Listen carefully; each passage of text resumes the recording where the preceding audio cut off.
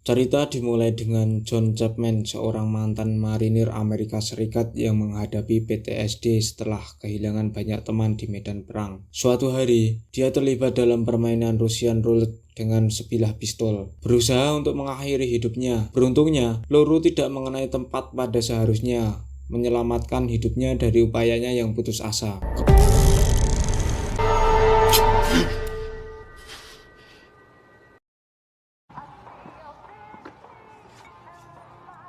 Kemudian, John berada di sebuah minimarket untuk membeli minuman keras. Ketika tiba-tiba dua perampok bersenjata masuk ke dalam toko. Salah satu perampok yang membawa senapan dengan cepat mengarahkannya ke arah John. Namun, mantan tentara ini menunjukkan ketenangannya dan justru dengan tenang meraih senapan perampok tersebut, memposisikannya ke arah kepalanya, dan meminta agar ditembak. Sang perampok menyebut John sebagai orang yang tidak waras.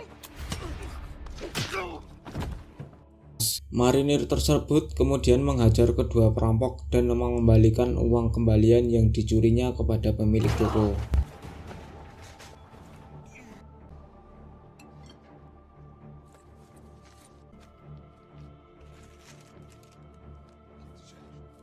John berjuang keras melawan dampak PTSD di rumahnya, dengan latihan pernafasan yang intens dan upaya keras untuk mengalihkan pikirannya. Suatu malam, ketika tidur, ia terbangun oleh ketukan halus di pintu. Ternyata, di luar sana adalah adik perempuannya bernama Cindy. Keduanya berbagi makan malam bersama. Keesokan harinya, Cindy mengetahui bahwa John belum mengonsumsi obat yang diresepkan untuk mengatasi PTSD-nya. John kemudian memberitahunya bahwa dia merasa baik-baik saja dan tidak ingin bergantung pada obat. Sebaliknya, John menanyakan apakah ia merasa baik-baik saja. Cindy menjawab bahwa dia dalam keadaan baik, tetapi bahasa tubuhnya menggambarkan perasaan sebaliknya. Esok harinya, Cindy memutuskan untuk kembali ke Brazil. Kisah berlanjut dengan adegan di pantai, di mana dua polisi termasuk seorang bernama Katarina, dipandu oleh seorang anak dari warga setempat. Di bibir pantai, mereka menemukan Cindy yang terbaring, tubuhnya dipukuli dan berdarah. Beruntung, meskipun dalam keadaan terluka, Cindy masih hidup. Katarina segera menghubungi ambulan untuk memberikan pertolongan yang diperlukan. Menerima pemberitahuan dari Manny Ridley, seorang sesama veteran dan diplomat, bahwa saudara perempuannya telah menjadi korban kekerasan yang parah. Tanpa ragu, John langsung memutuskan untuk segera berangkat menuju Brazil. Pada adegan berikutnya, kita melihat Katarina sedang membagikan soda kepada orang-orang di Papela. Ketika tembakan dilepaskan, dia dan rekannya bergegas ke tempat kejadian untuk menemukan bahwa Detektif Santo dan Bororo telah menangkap para tersangka. Namun, orang-orang di Papela dengan cepat membalikkan keadaan dengan melatih senjata mereka dalam sekejap. Usulkan untuk menyelesaikan konflik dengan mengatur pertarungan antara petarung terbaik mereka dan petarung terbaik dari kepolisian. Taruhannya adalah jika polisi kalah, mereka akan meninggalkan daerah tersebut dan membebaskan semua tahanan mereka. Namun, jika polisi menang, mereka akan terus beroperasi dan terus mencari penyerangan Cindy hingga ditemukan. Akhirnya, terjadi pertarungan sengit antara detektif Bororo dan petarung terbaik dari pihak kepolisian di Papela.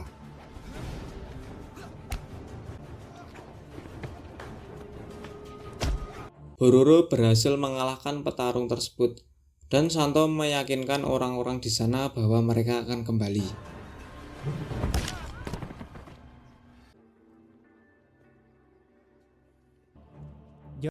John kemudian bertemu dengan Manny dan Santo. Sang detektif mengizinkan mantan marinir tersebut untuk menyelidiki TKP bersama petugas Katarina. Ketika John mendatangi adiknya di rumah sakit, dia menyaksikan seorang perawat Asia sedang memberikan suntikan pada alat infus Cindy. Awalnya, John tidak mencurigai apa-apa. Namun ketika adiknya mulai mengalami kejang-kejang, dia mulai merasa curiga terhadap prosedur tersebut, di mana para dokter berusaha menstabilkannya dan memberitahu John bahwa tidak ada perawat Asia dalam daftar gaji mereka. Dan ini adalah upaya untuk membunuh Cindy. John kemudian terlihat di tempat di mana adiknya ditemukan dan dia mencoba menyelidiki seorang pemuda yang berkeliaran di sekitar tempat kejadian dan juga mengenakan kalung adiknya.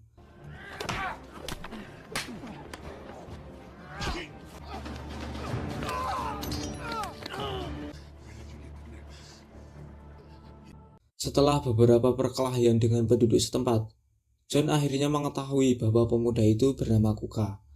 Ternyata, Kuka adalah salah satu individu yang pernah dibantu oleh Cindy saat bekerja di Papela, dan kalung tersebut merupakan hadiah dari Cindy sebagai ungkapan terima kasih.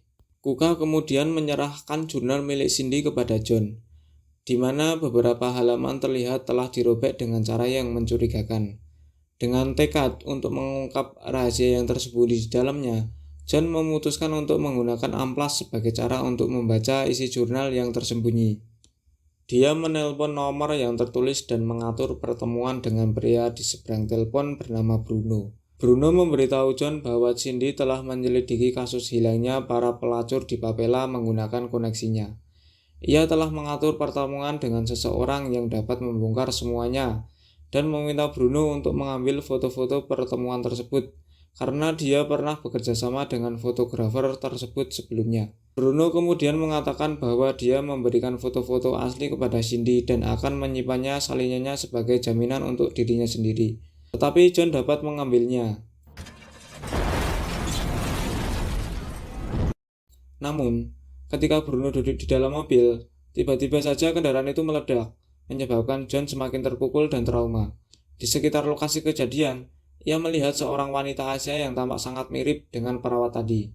Wanita itu langsung melarikan diri dengan sebuah mobil. Setelah John mengejar wanita tersebut, tiba-tiba dia diserang oleh penyerang bersenjata tak dikenal.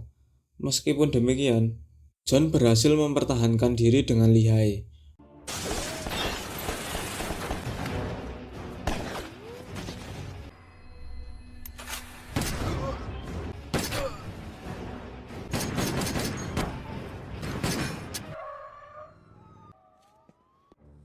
Sementara itu, John dan Manny Randley tengah menyelidiki foto-foto yang berhasil dikumpulkan oleh John. Saat menyelidiki, keduanya menyadari adanya kemungkinan keterlibatan Yakuza. Tanpa menunggu, mereka bergegas ke sebuah klub malam yang memiliki koneksi dengan kelompok tersebut. Dengan harapan menemukan pria yang terekam dalam kesepakatan dengan Cindy di foto-foto tersebut.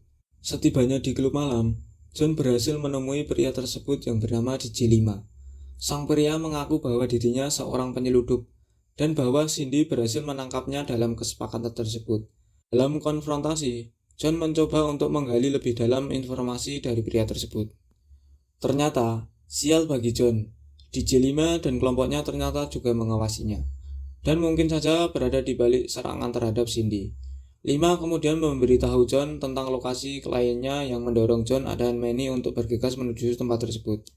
Sementara itu, Santo memulai serangan kejam di Papela dengan tujuan membunuh semua penjahat yang mereka cari. Pasukan pembunuh bayarannya terlihat melancarkan aksi kejam, menyebabkan pembantaian di Papela dengan tanpa penyesalan membunuh beberapa orang.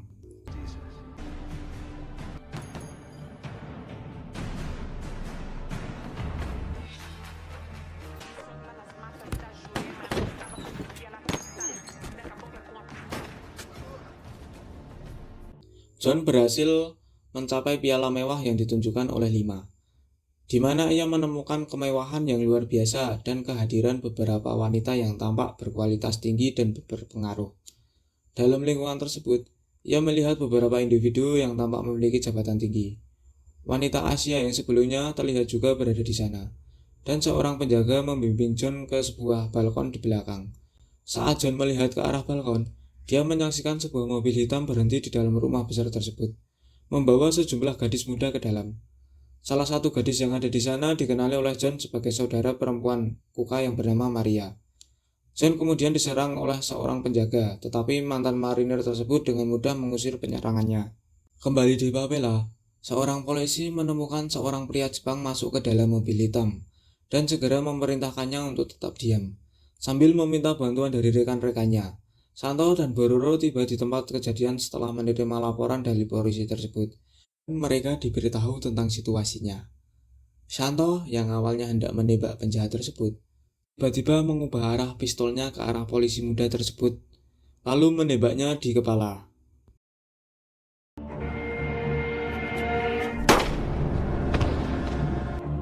Santo dan Bororo kemudian terbongkar telah bersekongkol dengan wanita Jepang yang berusaha membunuh Cindy. Dalam plot yang membingungkan, Terungkap bahwa Santo sebenarnya tidak memerintahkan penggerbekan ini untuk membunuh para penjahat, melainkan untuk menghilangkan orang-orang yang bisa memberikan informasi kepada Shindy tentang operasi perdagangan mereka. Ternyata, Yakuza telah menyewa jasa Santo untuk menyelesaikan masalah yang belum terselesaikan. Pemerintah Jepang itu memberitahu Santo bahwa pembayarannya akan menunggu di dermaga. Sementara itu, para penjaga terus melakukan perburuan terhadap John setelah dia menemukan tempat penyekapan para korban penculikan.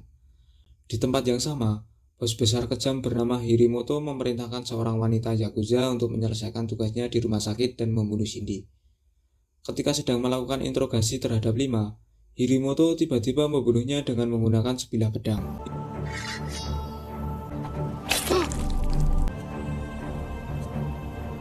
Hirimoto kemudian memberitahu Santo dan Bororo bahwa John membuat masalah di tempatnya, sehingga para detektif mengatakan bahwa ia akan membereskannya. Dan kemudian diserang oleh penjaga rumah bordil, tetapi dengan kecekatan, ia berhasil melumpuhkan mereka.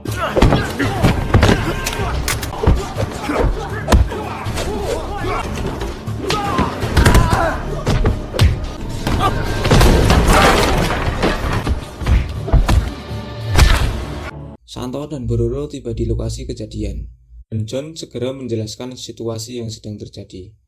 Meskipun pada awalnya tampak seperti Santo akan membunuh John, tiba-tiba Katarina dan rekan-rekannya muncul, melumpuhkan detektif yang berkhianat tersebut. John kemudian memadu mereka ke tempat di mana anak-anak disekap. Namun, dengan kejutan, seluruh ruangan sudah kosong. Santo kemudian meminta John menyerahkan manifest pengiriman sensitif yang dibawanya. Dan John dengan enggan menurutinya, karena saat itu ia telah mengetahui keterlibatannya Santo dengan Yakuza. Ketika John kembali ke hotelnya, dia menyadari adanya permainan kotor yang melibatkan Santo. Tanpa ragu, ia mengikuti detektif itu hingga ke dermaga. Sementara itu, pembunuh Yakuza hampir membunuh Shindy yang sedang koma. Namun tindakannya dihentikan oleh tembakan tajam dari petugas Katarina. John berhasil mencapai dermaga, di mana dia menemukan kontingen tentara bayaran, yaitu Santo, Bororo, dan Hirimoto, sedang bersiap-siap untuk berlayar menuju Jepang. Ia segera menelpon Manny Ridley untuk memberitahu situasinya dan meminta bantuan. Namun juga memberikan peringatan agar polisi tidak menggunakan radio karena Santo ternyata adalah agen ganda. John kemudian masuk ke dalam gudang, mulai serangan brutal terhadap para penjahat, dan dengan keahliannya, berhasil menghabisi beberapa preman. Dalam pertunjukan yang luar biasa, Santo dan Bororo kemudian menyerangnya. John berhasil menjepit Santo di bawah beberapa peti, namun kemudian terpaksa terlibat dalam pertarungan 1 lawan 1 dengan Bororo yang terkenal sangat berbahaya. Adegan berikutnya menjadi pemandangan pertarungan luar biasa, dengan detektif dan mantan marinir ini sangat bertukar serangan. Bororo menunjukkan kemampuan atletis yang luar biasa, namun John akhirnya mampu mengalahkannya.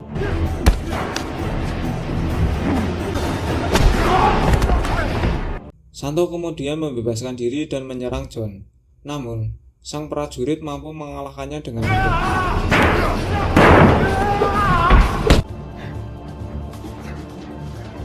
Bororo dan Santo bangkit pada saat yang bersamaan. Dan ketika John menatap keduanya, ia hampir saja ditebas dari belakang oleh Hirimoto. Dengan keberaniannya, ia berhasil menghindari tebasan pedangnya. Ketiganya kemudian menyerang John secara bersamaan, memicu pertarungan sengit. John berada dalam bahaya besar, terdesak mundur oleh serangan mereka. Namun, dengan kecerdikan ia berhasil melepaskan serangkaian pukulan ke arah Santo, mematahkan tulang rusuknya, dan sekaligus menancapkan pisau Santo ke kaki Bororo.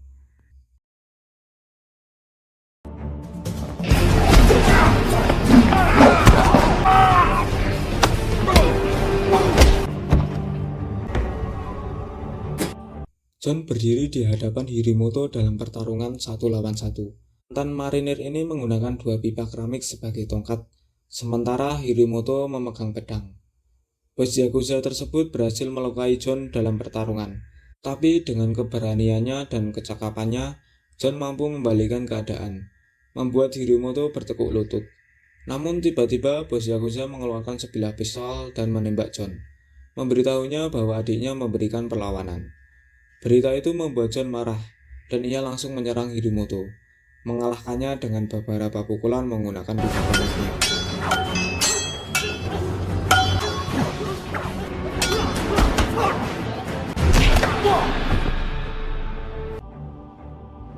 Saat dia meninggalkan Santo, menyangka keterlibatannya dalam serangan Cindy yang nyaris fatal, berikan kunci loker yang penuh dengan bukti yang memberatkan kepada John, minta pistol untuk bundir, dan John pun menyetujuinya. Marinir ini juga berhasil menyelamatkan mereka yang telah diculik, membawa mereka ke tempat yang aman sebelum kedatangan polisi. Cindy sementara sadar dan pulih, masih mengalami trauma kepala yang parah, dan memerlukan waktu beberapa tahun untuk pulih sepenuhnya. Kemudian, di sebuah kafe, Manny menawarkan John pekerjaan sebagai agen Departemen Luar Negeri. Sebuah tawaran yang diterima oleh John karena ini akan memberikan perlindungan yang lebih baik bagi adiknya. Pesan moral yang dapat diambil dalam film ini adalah dedikasi seorang kakak yang tanpa syarat untuk melindungi adik-adiknya, bahkan sampai pada titik penuh pengorbanan dan keinginan untuk mencegah luka pada orang yang dicintai. Terima kasih banyak telah menyaksikan video kali ini. Bagikan pendapat kalian tentang film ini di kolom komentar. Dan jika kalian menikmati video ini, jangan ragu untuk memberikan like, komen, serta membagikan ke platform sosial media favorit kalian. Sampai jumpa pada kesempatan berikutnya dan selamat tinggal.